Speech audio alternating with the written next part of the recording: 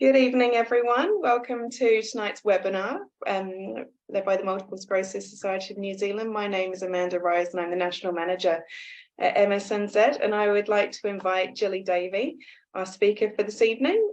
Gilly, you might remember from previous webinars that we've had. She's the Director of MS Get a Head Start and with a special interest in MS and Neuro Physiotherapy. This talk came about from some discussions that we've had previously based on the impact of heat management in firstly being able to exercise and giving people the confidence in exercising, but also at this time of year managing in the hot weather. And so I invite Gilly to speak today. Gilly will do about a 20-minute presentation and then is happy to take your questions.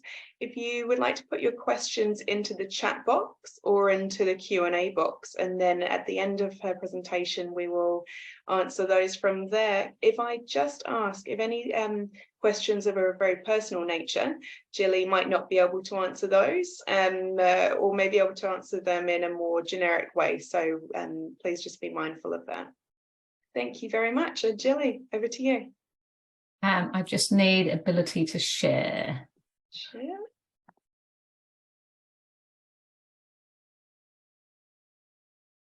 You've got it now.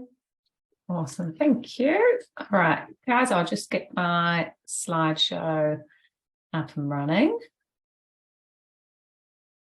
Okay, so hopefully I can get a thumbs up that you can see my screen well and you can all hear me okay? I can see your screen, Gilly, and hear you. Perfect. So thank you, everyone, for joining me tonight. I think we've got quite a lot of people joining us live, which is always exciting. And a huge thanks, obviously, to MS New Zealand for the invitation to speak. It's something I'm very passionate about, is helping individuals who live with MS of how to help manage their symptoms, and I always like the opportunity to try and share knowledge. So today is a very poignant time about as things are getting hotter over summer and how you cope with those symptoms. Now, if you live in Auckland or Coromandel, you might not necessarily think that you've had much of summer yet, because we seem to have more cyclones than heat, but it is still quite hot. So I will really go through a bunch of the research of where we are from a research point of view regarding MS and heat management, but also some really practical tips that hopefully you can take away from today to start implementing to help your day-to-day management. And there may be some things that you never thought you were that heat sensitive, but after hearing this, you may realize that you may be more susceptible to heat than that you first were aware of. Okay, so for those of you who don't know me, as I'm Gilly Davy, I am a neurological physio. So that means I'm a trained physiotherapist that has specialised in neurology, and I have been for the last 20 years. Originally from the UK, and I've worked in both public and private healthcare systems, both UK, Australia and New Zealand.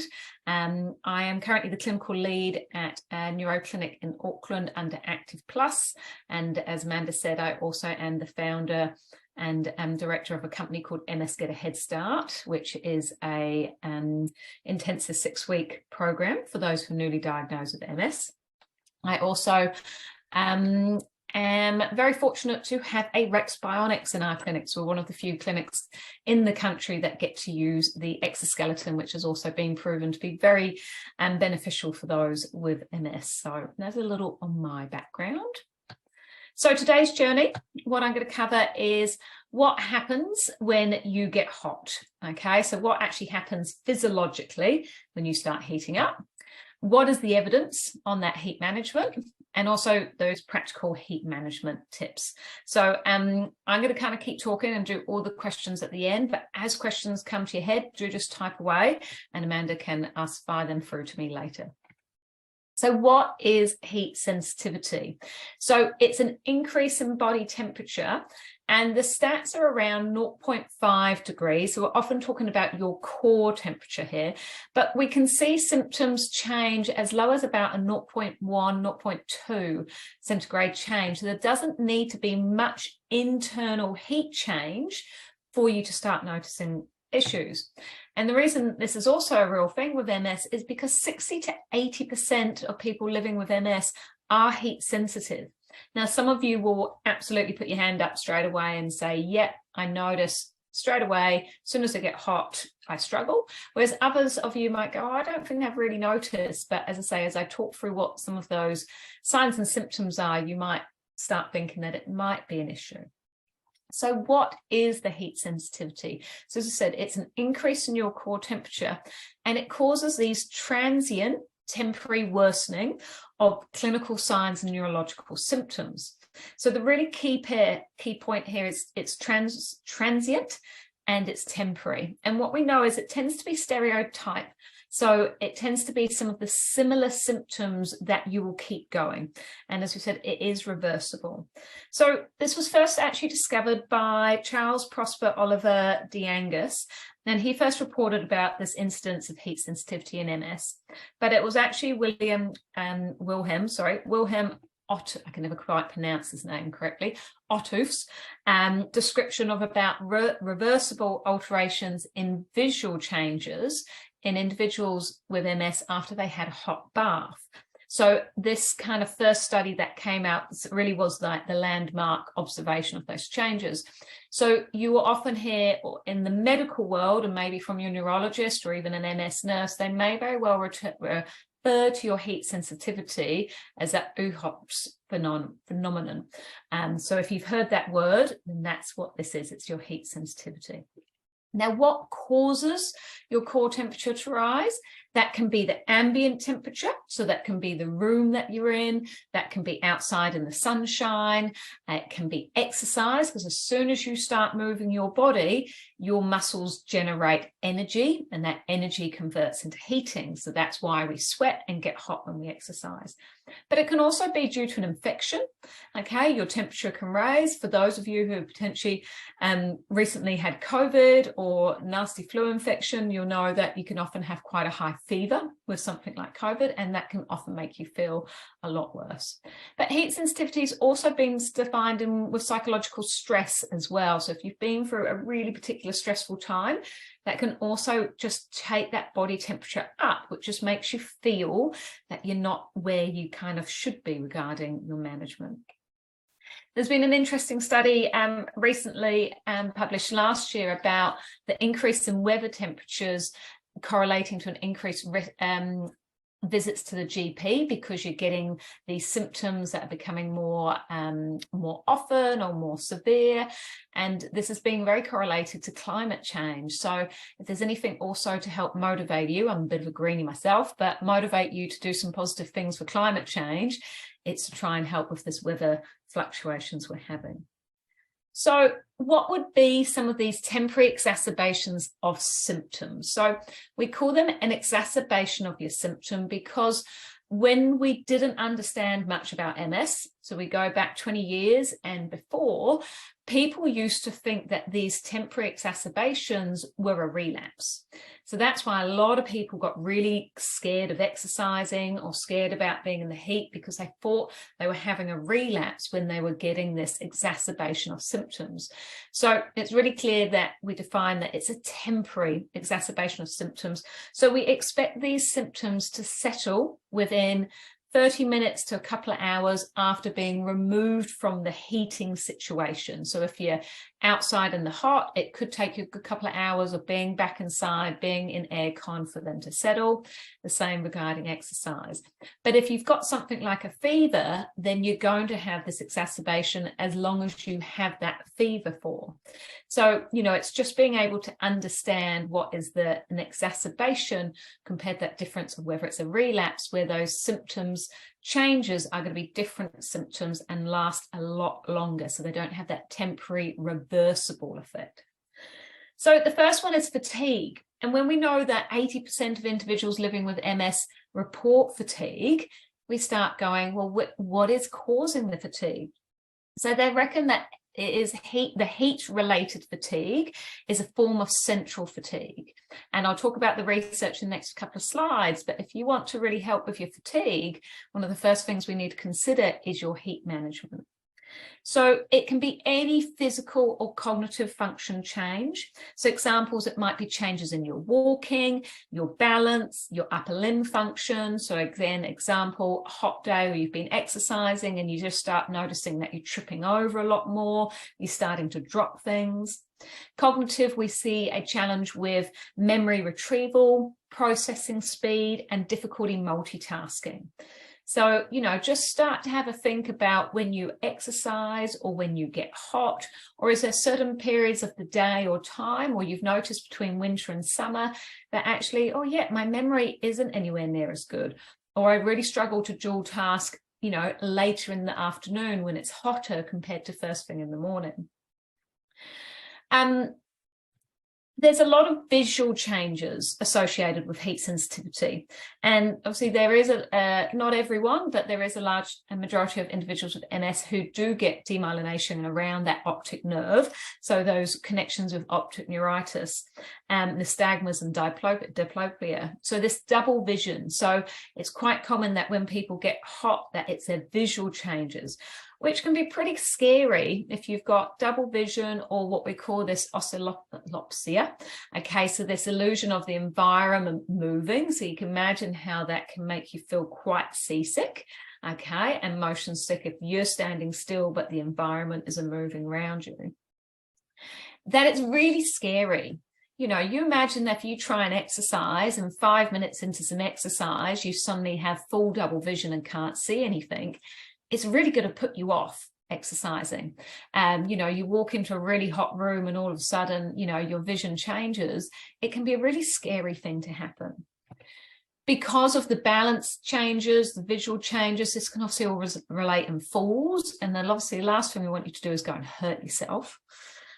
Sensory changes are quite common as well. So numbness, okay. Some people feel like it's more of a numbness. Some people experience more neuropathic signs like pins and needles, but also weakness, okay. So when we're looking at this temporary, so these are symptoms that you note that come and go. They come and go throughout your day. They might come and go throughout your week. They might come and go throughout your month. Okay, so if there is a permanent change of a demyelination, okay, then that is constant and that is constantly with you. This fluctuation, so if you have a fluctuation in any of those list of symptoms there, the likelihood is that you have some heat sensitivity. But the good news is, as I said, all these symptoms can resolve when that core temperature decreases. So as we go through today, I'm going to give you some really practical tips about how to manage that to hopefully really manage those issues there. So physiologically, what's happening? Okay, so we've got our pictures of our axons on the screen here. So on the left, we've got our normal unaffected axon. So it's got our myelin beautifully surrounding that axon. And on the right, we've got that demyelinated. We've got where the central nervous system has been attacked. Okay, and we've got those demyelinations, those scars on there. So because demyelination changes the axon physiology, what happens is that there's a cross-sectional area change, and this can reduce the conduction velocity, so how quickly those nerve messages go along. We call a loss of salutary conduction. So our nerves are made up of ions, positive and negative ions, and it can affect where we have that damage, how well those ions move in and out of the nerve cell for it to depolarize and send that message down the nerve. But also it gives us a real predisposition to conduction slowing or blocking. So you only need up to a 0.5, and it could be a little less than others, but up to 0.5 degree change in your core temperature to experience slowing of your nervous system. So the conduction speed, and there's a potential block in how those messages are getting through. So that is physiologically what is happening, is that it's got hot and we just can't send those messages as quickly as before, and hence we get these symptoms that rear up. The other thing that seems to happen is we're not very good at sweating, okay? If you have MS, not everyone, because again, when we talk about MS, it's such a wide variety of presentations. Remember, this is a bit of a generalist, but there is a large majority. They've done really interesting research to see that individuals with MS have a reduced sweating efficiency. So you may still very well sweat, but compared to someone who doesn't have MS, your ability to effectively and efficiently sweat, because it's the evaporation of sweat off our skin that actually causes us to cool down. And we've seen that that is actually reduced in individuals with MS. Unfortunately, the more severe your MS is, so if you are on more of the severe end and kind of looking more at that EDS score of kind of 7+, that there is a greater risk of that developing a conduction block. So rather than just getting a bit of a worsening of symptoms, is that you can get quite a dramatic change in your symptoms, and it can really knock you off your feet. So that is just something to be aware of with that heat sensitivity.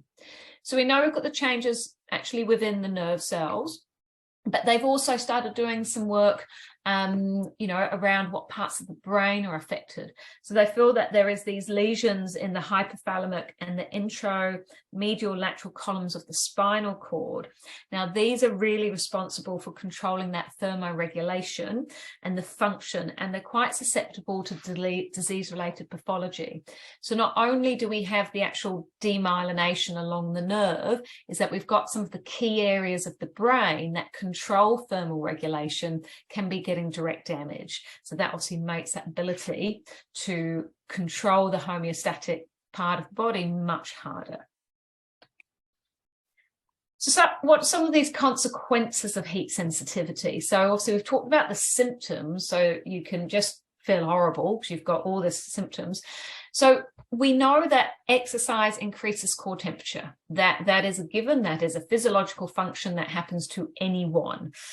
So unfortunately, if exercise causes an increase in core temperature and you get transient symptom changes, if you haven't received this education that it's transient, it's reversible and will fully settle when cooled, it really can put you off exercising. So what we then see, and not just exercise, just going out into the garden, going for a walk on a sunny day. So what we then see is a big decrease in physical activity and lifestyle. And what we know is with decreased activity and decreased exercise is you get muscle weakness and atrophy. So again, the question comes back when we look at individuals' severity of function and how much potential someone with MS has got to change, i.e. for the better, how much stronger, fitter can we get them to walk easier, is hopefully quite high, because if you've not been adequately managing your heat sensitivity for some time, you've potentially really deconditioned because you haven't been able to manage in those hot situations and have had to do a lot less. So as I say, it is a key factor leading to the decrease in the capacity to also exercise at a volume that's going to create physiological change. Because with exercise, it's important for us to move our bodies, but if we actually want to get muscle adaptation and build nerve responses, so get that neural drive, we have to push ourselves to a certain amount of load and intensity and volumes. And again, if we're feeling exhausted and we get some visual changes, or we get a wobbly arm or a wobbly leg, it's really going to put you off doing that amount of intensity. So the research. I was just talking to Amanda before we started this webinar, and I did say to Amanda that I've had a review of the research leading up to this talk and found some quite good research, which is some systematic control trials, some systematic reviews and meta-analysis. There is a full list of the references at the end of this talk, and I apologize for not saying earlier that I will be sending a copy of the handouts to Amanda, so that will go along with the recording of this session. So don't feel like you need to make lots of notes. Apologies, I didn't mention that earlier. But as I say, a full list of references and copy of this handout will be available. But the really good thing is, after teaching heat management for quite some time, is that the research hasn't changed. The research is still very strong in a positive way. So that is really good. So what we've seen is that active cooling is associated with a restoration and even an improvement in physical and cognitive function. So they have looked at things called pre-cooling. So that is doing something like this gentleman is doing, is going into an ice bath, okay, something before exposing yourself to heat. And they're looking ideally to drop your body temperature by that 0.5 to 1 degree Celsius, because doing that drop seems to stop the elevation when you expose yourself to heat. So we've got our pre-cooling, we've got immersion. So there's been lots of research that's looked at being in an ice bath. That looks delightful for 30 minutes. Now, don't panic. I'm going to talk about some really other practical ways rather than getting in an ice bath for 30 minutes. But important that I just share some of the research. They've looked at ambient temperature. So, you know, working out in really cold gym areas, or, you know, having your home air conditioning set to really low. The real positive thing is that when you've done some active cooling, so whether that's pre-cooling or cooling during something, that the effects can last for anywhere between 2 to 8 hours, which is really positive. But also they've seen longitudinal change. So people who are actively participating in some form of cooling method daily, that after a 6-week study, they actually made some pretty marked improvements in their quality of life. So, you know, especially over these summer months when it's hot to sleep, it's pretty warm when you wake up, it gets really hot during the day, and it's still pretty hot in the evening. You might not be exercising every day, but even just being active in that pre-cooling and cooling throughout the day might mean in 4 weeks, overall, you're just starting to feel a bit better. The Billing et al. Study in 2020, which just marked on that list of references.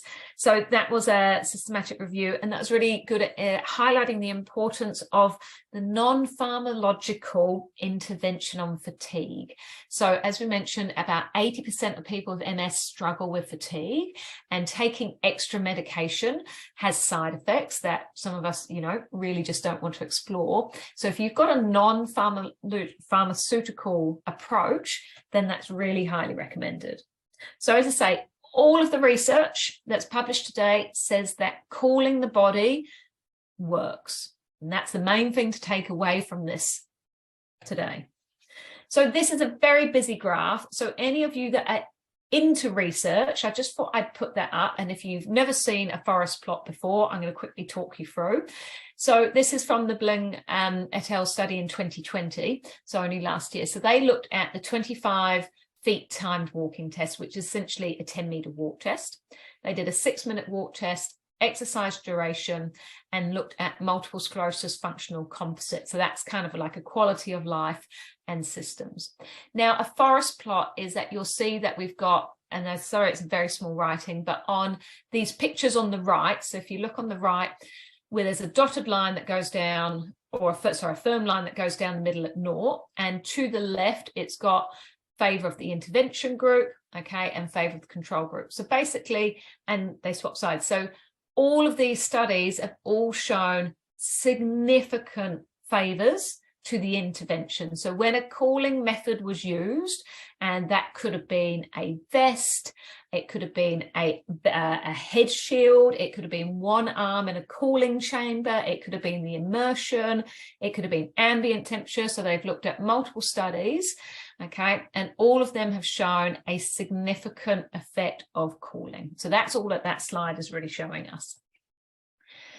So reducing fatigue. So as I've mentioned already today, 90% of people with MS report fatigue. So if you struggle with fatigue and you don't even think you're heat sensitive, I challenge you to try some of these practical heat management systems and just see what your fatigue is like in 2 or 3 weeks' time. Okay.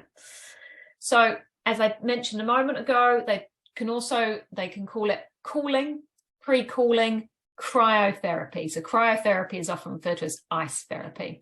So cryotherapy over long term may decrease fatigue. So that is really promising. And obviously limiting the severity of the fatigue will allow you to participate in your life more, as well as be able to exercise at a higher workload to achieve those better results.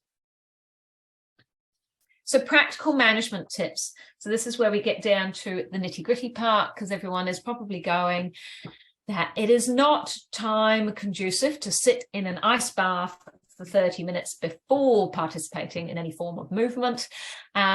It's also a lot of ice that needs to go into an ice bath, and it's not the most inviting thing to do, because quite a few of you will also probably be saying, oh, but I'm cold sensitive as well. So we do need to manage this heat sensitivity and this cold sensitivity. Okay, so what we've got here is one of the most successful ways of dropping our core temperature is actually consumption of a ice cold drink. So, and when we're talking ice, we're talking a slushy, like we're talking about getting your ice cubes, chucking them in the blender, and then putting them into your drink. So, you know, they've looked at drinking 1.5 degrees centigrade, so this is your ice slushy, compared to drinking cold water out of a fridge, which sits about 10 degrees, or cold water out of a tap, which sits about 15 degrees. And it was actually only the ice slushy that dropped that core temperature. So this is a great one, especially now with these beautiful metal thermos flasks that are cheap and accessible. You can get these from the warehouse, Kmart, lots of shops available. So if you put a really icy cold drink in one of these, it will keep it icy for up to about 4 hours. So this is one of the best things that you can do, is be sipping on this. So they said about drinking 250 mils of cold water every 15 minutes was found to increase people's capacity for exercising in a warm environment by 30%. So as I say, this is probably the most practical. It's the one thing that we really teach in MS Get a Head Start, that anyone coming into one of our exercise sessions needs to come in with an ice cold drink. And if they don't, we give them one, because we know it can really change. Another device that I recommend a lot for exercising and for those active lifestyles. So those of you who are going to spend quite a bit of time outside. So those of you who like going fishing, being out on the boat, being out in the garden for several hours, you know, your job might be outside based. So is these ice vests. Now, there is all different types out there, and there is lots of different costs. So in the clinic, we have got a really cheap one of about $25, which I got from AliExpress, which is just a little overall with a zip and some buckle clips. And it's just got some packets in it that allow me to put literally freezer packets of, you know, your ice freezer blocks down it to wrap on. This one's a little bit more fitted, and this will be this whole unit will go into your freezer, and then it will come out and you'll put that on. Another area is fans, and it's quite interesting that they have done a study looking at the difference of aircon compared to a fan blowing, and it's actually the air passing you, so the movement of air across your skin is faster at dropping your core temperature than just the ambient temperature. So if you are finding at night you're getting really hot and you've got your aircon going, you know, you've got your heat pump doing aircon, maybe still adding a fan to that environment to actually blow the cold air is really important. And again, these things are pretty cost effective. I was in Mitre 10 at the weekend, and you can get all shapes and sizes for, you know, under kind of $20, $30. So it's actually that blowing of cold air is really important. There's quite a few things on the market which are cooling garments. So you've got a little necktie here, you can get head ties, you can actually get whole shirts, okay, tops and bottoms. So these work a little bit differently. A lot of these work that you have to get them wet, and then they have a cooling agent that kind of keeps them colder. My biggest recommendation when looking for cooling items is actually to search in Australia. When you do your Google search, put cooling items or cooling vests Australia, because it's so hot there. They have got a lot more of these types of garments and vests that you can be quite selective of, you know, trying things. I mentioned one of the research studies did a cooling on top of the head. Well, I then found on Amazon that you can get a migraine. This is an ice down. So this is a ice wrap for your head. which has been shown to make significant improvements with MS. And I think this was something like $25 on Amazon. So you fill it full of ice and wrap it around your head. And apparently it's very effective.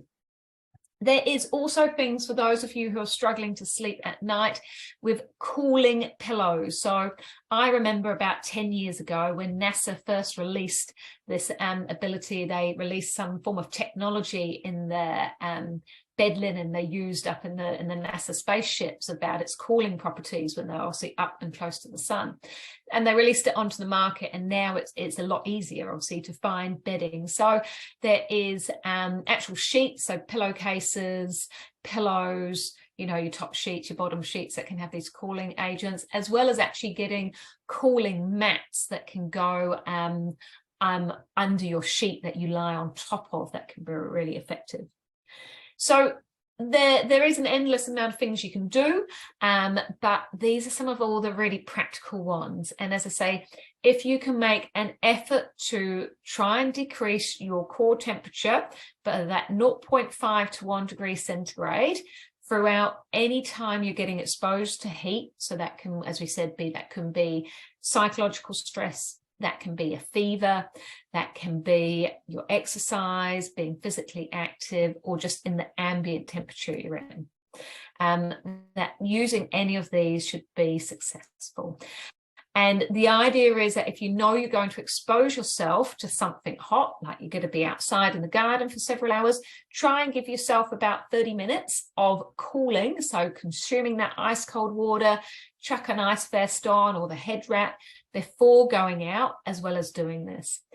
There's a famous MS physio researcher in America called Kapatkin, who's got a MS specific center that he does his exercise from, and he sets the temperature in there at about 15 degrees. So all the physios work in there in woolly hats and puffer jackets, and he makes all of his patients come in 15 minutes early, and they've got a big chest freezer in the reception area, and they have to go and open the chest freezer, put on an ice vest and sit there for 15 minutes before they come into this icy cold physio room to complete their exercises. So seems like a lot, but obviously it produced results. So when it also comes to exercise, there's a few other things that are just key to touch on regarding the research is intervals. So this graph here is comparing the difference, okay, of core temperature compared to someone doing cardiovascular training. So that is the black dots that are at the top, and resistance training. So what they've seen is that resistance training is that you heat up a lot less than cardio training, because resistance training is in intervals. You can work your upper body for 5 to 6 reps, put that down, have a rest for 30 seconds, go do some lower body squats, have a rest. You can consume a lot more water when you're doing your resistance training, whereas your cardio training is a lot, you know, it's continuous. So you end up just getting hotter and hotter and hotter. So again, I would recommend you do your cardio training in intervals. So trying to shorten those intervals and have a rest. But also, if you find you are really heat sensitive and you've been struggling to exercise, then don't start with jumping on a bike for 20 minutes. You know, start with doing your resistance training, get your strength up, because you'll probably find that you'll enjoy it and have less adverse reactions than going straight into that cardio training. For those that did pre-cooling, they were able to exercise for up to 33% longer. Now, if you can exercise for 33% longer, you are going to get fitter and stronger faster. So take-home messages, okay? The increases in symptoms can be due to heat sensitivity. So when I said, you know, what's a heat sensitive, what's a relapse, what's a constant, is anything that fluctuates. If you have symptoms that are fluctuating throughout the day, okay, throughout the week, there is a strong likelihood that it could be heat related. And it's all due to that nerve conduction speed changing. We know that pre-cooling and long-term cooling work. It's really simple. All of the research is pointing to the same results. It is a positive outcome when you cool. and have a variety of methods. So I gave you a bunch of examples there that are all really practical and not too expensive.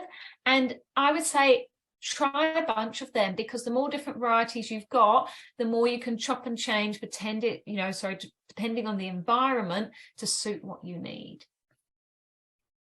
So thank you very much. And obviously, as my physio part, I always like to end with exercise and physical activity have a positive and powerful impact on your quality of life living with your MS.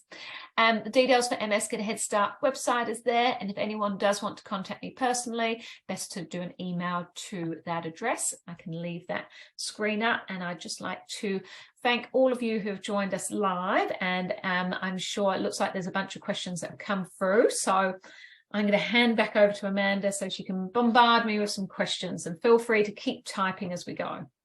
Thanks, Gilly. That was really interesting. I took a lot of take-homes away from that. Thank you. So we've got several questions. I'll try and see if there are any that are similar as well. There's quite a few questions coming through about MS and menopause in particular, and whether the body heating up is around the menopause, whether it's an age thing, or whether it is a heat sensitivity in relation to MS. And that's a great question that I'm going to say I didn't find any research covering it, which is a bit of a shame, because we know that MS tends to affect more females than males, and obviously that age group. But what I'd say is we know that a change in core body temperature from an MS-related sensitivity is often there's an external factor that's caused us to heat up. So that's either the ambient temperature, exercise, stress, or an infection, which is obviously quite a lot of things. Now, it could also be hormonal, and what you've got to think about is if your hormones are going a bit crazy and you get your hot flush and you get heat sensitive, well, it's also going to affect your MS, because your body temperature has risen. So you will still get those temporary exacerbations in any of your symptoms. So whether it's the MS or the menopause, I would strongly recommend that you do any form of cooling, because whatever the cooling is going to do is it's going to drop your core temperature. So whether it is hormones that are causing it or something else, that drop in core temperature is going to help you feel better. So that's kind of the number one to take down. So whether you're like, oh, am I just having a hot flush? I would still be like, okay, can I grab an ice cold slushy to drink? Can I grab my ice pack and put it around my head? Because often those hot flushes can be quite in the face or on the front of our neck. So maybe one of those cooling garments, okay, around your neck, or an ice pack on your neck. Okay, anything that can help drop it will definitely make you feel more comfortable. Great, thank you. One person has said that when they're running for about half an hour, they find they get quite clumsy and with foot drop. Would a cooling vest potentially help symptoms like that? Absolutely. So it's a great thing, because obviously well done for you who's running for 30 minutes. That's always fantastic to hear to start with. But obviously the longer we do any continuous cardio, and this might have obviously happened in that last slide that I showed, is that we just heat up and heat up and heat up. So, and you'll obviously have that point where for you that clumsiness is that is that nerve conduction slowing, because your core temperature has now gone up by that 0.5. So you can trial a bunch of things. So the first thing is that you might trial pre-cooling. So that 30 minutes of sipping on that ice cold water before you start running. You might put some form of cooling garment on, or, aircon on, get the fan going. So that 30 minutes before you go running, you might really try to drop that core temperature down. You might run with a small flask or something that you can have some ice cubes in, so that you can sip while you're doing it. Okay. The other thing is, absolutely, you can run with an ice vest on. I would encourage it. What you just have to make sure if you're going to run with an ice vest is that you'd want something that's quite snugly fitting, because you don't want it to chafe and rub everywhere. So that would just be the thing that running, it involves a lot of, movement of the torso and the arms, that we wouldn't want any rubbing. But also, I would recommend you to think about interval training. If you're running for half an hour, then I potentially challenge you to do some more intensities where you might be running for 2 minutes at intensity and then walk. So you allow that core temperature to drop. So you go fast for 2 minutes and then drop. So because we know that continuous running is just going to keep heating you up. So we've got pre-cooling. Definitely give an ice vest a go, but also explore, train it, changing your 30-minute run up to some more interval-based running. Right. Beyond those type of recommendations, if someone is experiencing more of it, and I might hope I don't say this wrong, peripheral neuropathic pain, which is increased on hot days, is there any other advice that beyond what you've kind of talked about that might help with that? I don't think anything different, because it's all about that core temperature. So your core temperature increases and that will change your set of symptoms somewhere. So for this individual, it's peripheral, and for someone else, it might be loss of vision. So it's all about dropping the core temperature. So if you can drop your core temperature, I believe that will probably help with that symptom. So that would be worth exploring. You recommended a couple of brands of cooling vests. Is there any in particular that you would really recommend? Have you got any special brands, or just see what works for the individual?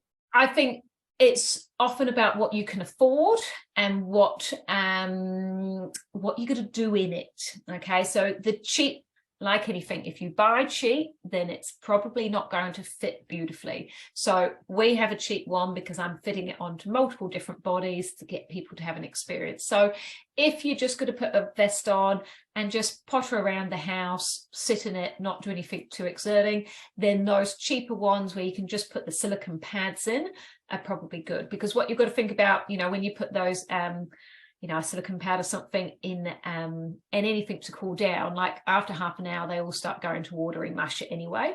So if you know that you want to wear an ice vest and be active, so as I said, do the gardening, go fishing, go for a run, that's when you want to get something that's more, not necessarily custom, but something that has got a sizing chart so you can make sure it's going to fit you. I would always recommend trying to get something that obviously either has a free returns policy. Okay, so whatever you order, that you can return it if it doesn't fit you. And a few of them will allow you to have some form of trial as long as you're not going to sweat in it. But I generally, when I demonstrate to my clients in my gym, I will Google cooling vest Australia, and as I say, that takes you to a whole range, and there is a number over there, and they're generally about $200. So the good ones are probably sit between $200 to $300.